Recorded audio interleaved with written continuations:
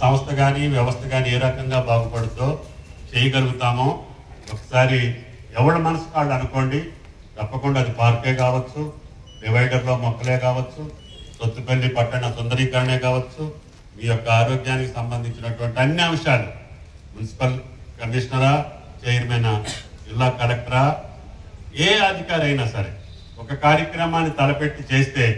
మీరు జీవితకాలం ఆ ప్రజల గుండెల్లో ఉంటారని చెప్పి అధికారులకి ప్రజాప్రతినిధికి వచ్చినట్లు. నాకు రాజకీయ జన్మనిచ్చినటువంటి సత్తుపల్లి 1952లో పూజ్యులు వెంగళరావు గారు పోటీ చేసి ఓడిపోయారు. అయినా సరే ఆయన ప్రజాభిమానంతో మళ్ళీ గెలిచి సుమారు మళ్ళీ 83 దాకా నేను వచ్చేదాకా, తర్వాత నేను వచ్చాక కూడా కేంద్రంలో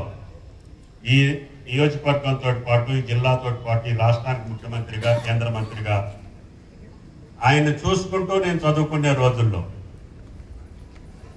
నేను కన్న కలలన్నీ కూడా ఆలోచన చేసుకొని ఆ పద్ధతిలోనే ఆ అభివృద్ధిని కొనసాగించాలని